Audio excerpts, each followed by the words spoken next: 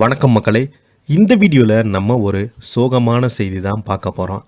இந்த 2020 கொரோனா ஆரம்பிச்சிலிருந்து நம்ம திரையுலகை சேர்ந்த குறிப்பாக தமிழ் திரையுலகில் ஏகப்பட்ட திரைப்பிரபலங்களை நம்ம வரிசையாக இழந்துக்கிட்டே வரோம்.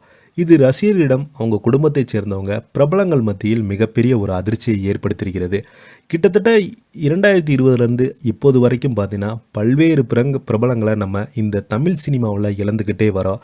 குறிப்பாக சொல்ல போனோம்னா எஸ்பி பாலசுப்ரமணியம் அவர்கள், அதுக்கப்புறம் மயில்சாமி, மாரிமுத்து, விவேக் போன்ற முன்னணி நடிகர்கள் எல்லாமே நம்ம திரையில் கொண்டாடிட்டு வந்தால் அவங்கெல்லாம் சமீப காலமாக இறந்து போனது ரொம்பவே அதிர்ச்சியை ஏற்படுத்தியிருக்கிறது.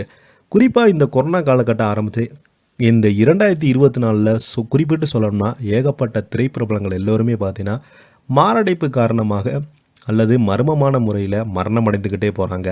இது திரையுலகைச் சேர்ந்த நிறைய பேர்த்துக்கு ரொம்பவே அதிர்ச்சியை ஏற்படுத்தியிருக்கிறது.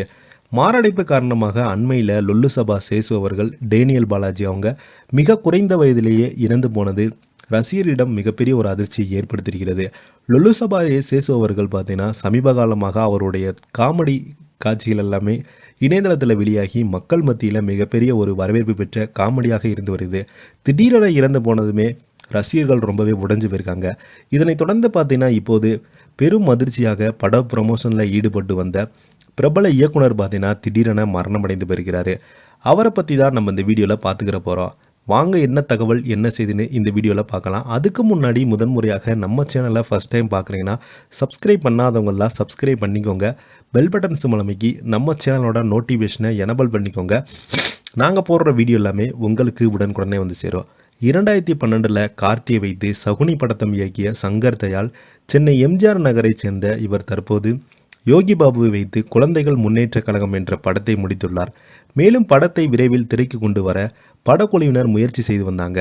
இந்த நிலையில் தான் இன்று மாலை 4 மணிக்கு சென்னை நுங்கம்பாக்கத்தில் படத்தின் ரிலீஸ் தேதி மற்றும் படம் குறித்து சுவாரஸ்ய தகவல்களை குறித்து பத்திரிகையாளர் சந்திப்புக்கு படக்குழு ஏற்பாடு செய்தது.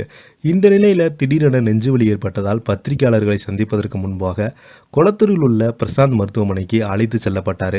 அவரை பரிசோதித்த டாக்டர்கள் உடனடியாக ஆஞ்சியோகிராம் பரிசோதனை செய்ய வேண்டும் என்று தெரிவித்தாங்க. அதற்குள்ள உறவினர்கள் அனுமதி அளித்து அதற்கான பணிகளை துவங்கிய நிலையில் அதற்கான பணி துவங்கியவுடன் அவர் சுயநினைவை இழந்து விட்டதாக டாக்டர்கள் தெரிவித்தாங்க. தற்போது அவர் மருத்துவமனையில் இருந்து எம்ஜிஆர் நகரில் உள்ள அவரது இல்லத்திற்கு அழைத்து செல்லப்பட்டிருக்காங்க.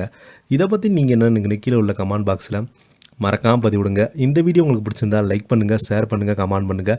நன்றி, வணக்கம். அப்போ தான் நாங்கள் போடுற வீடியோ எல்லாமே உங்களுக்கு உடனுக்குடனே வந்து சேரும். நம்ம சேனலில் தொடர்ந்து பார்த்துக்கிட்டே இருங்க. அப்போ தான் நாங்கள் உடனுக்குடனே போடுற செய்தி உங்களுக்கு நோட்டிஃபிகேஷனாக வரும். நன்றி.